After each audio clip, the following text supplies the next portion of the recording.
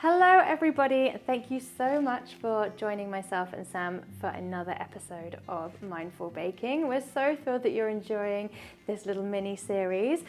Today we have a really amazing recipe for you for a chocolate and courgette cake. This has a little story behind it.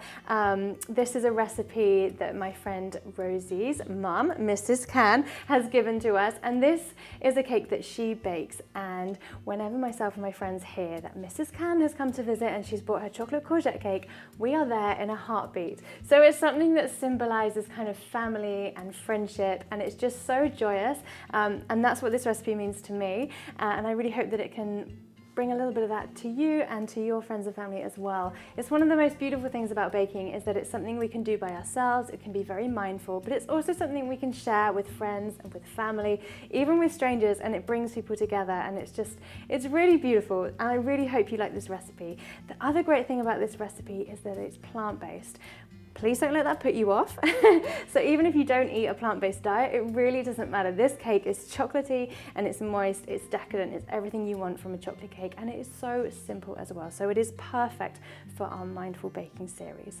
So let's get started. Now the first thing we want to do, no matter what kind of recipe we're baking, is get prepared. So we're going to start by getting all of our ingredients measured. The ingredients are in the description box below, so if you want to pause the recipe and go and get prepared, then please do, and you can bake along with me. The next thing we're going to do is get our oven set. So we're going to preheat our oven to 180 degrees C. Now we need to prepare the cake tins.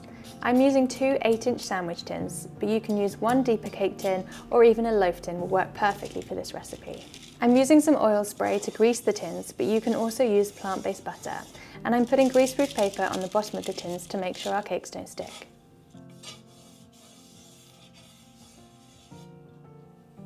Into a large bowl, add 200 milliliters of any plant-based milk and 100 milliliters of vegetable, sunflower, or other flavorless oil. Mix them together before adding in 320 grams of white sugar. You can use either caster or granulated sugar, and whisk it just to combine.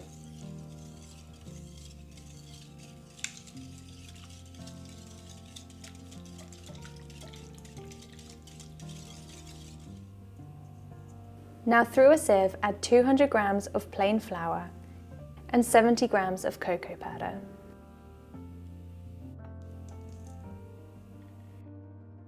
Sifting the flour will get rid of any lumps, so we end up with a beautiful smooth batter.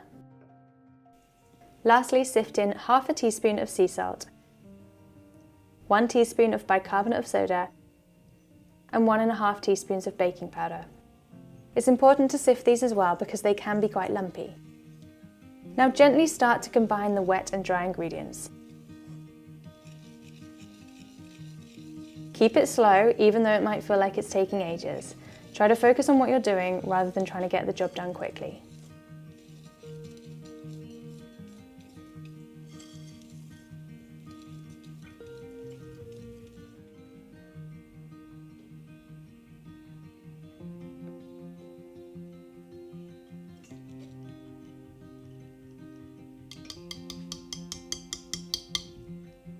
Once the batter is smooth, glossy and fudgy, it's time to add the courgette. Grate one medium-sized courgette, about 180 to 200 grams, straight into the bowl. We're not going to squeeze out any of the liquid. In fact, we need all of that lovely juiciness to give us a delicious moist cake. Slowly mix the courgette into the batter with a spoon.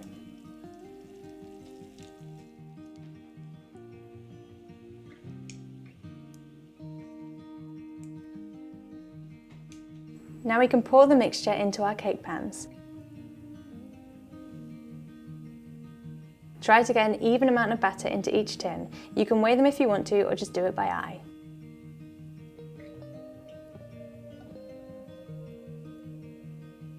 The cakes are going to bake in the preheated oven for 30 to 35 minutes. This is the perfect amount of time to clean down the kitchen, make a cup of tea, and stay in the moment. This time is for you, so try to stay with it and not get distracted by other jobs.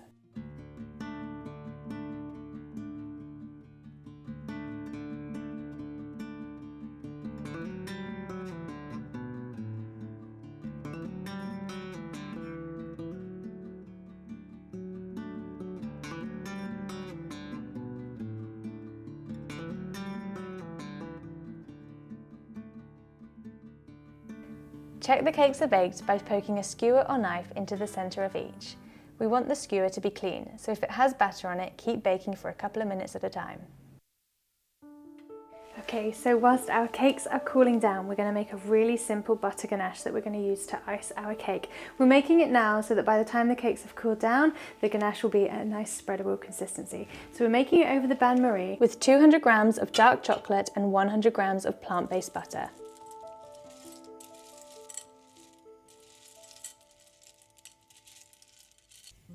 Keep the mixture moving whilst the ingredients melt together. Again, this will take a little time, so just enjoy it.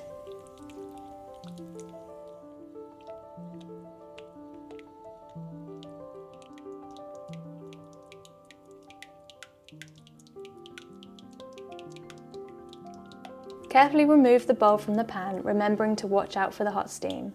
Leave the ganache to cool and set to a spreadable consistency. Once the sponges have cooled down and the ganache is ready, place one layer of cake upside down on a plate and dollop on half of your ganache mixture.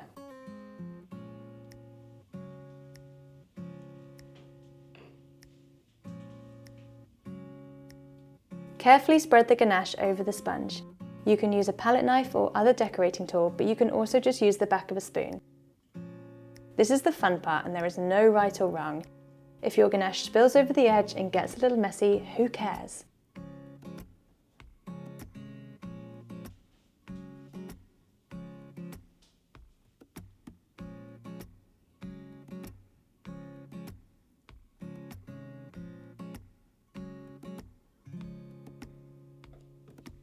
Place the second layer of cake over the icing and top it off with the leftover ganache.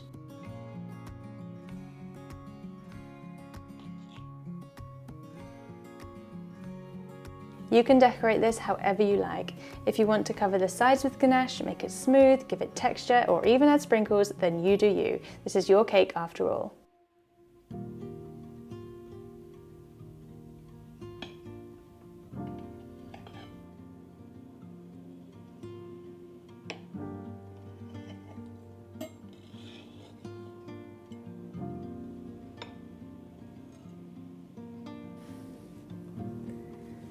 And there it is. I know it looks very simple. It looks like 2 bits of cake with some chocolate icing, and that is all it is, but that's the whole point. It is just simple and beautiful. And I know it's going to taste so good because I can see how moist it already looks. So I'm just going to take a little bit off the end. Give it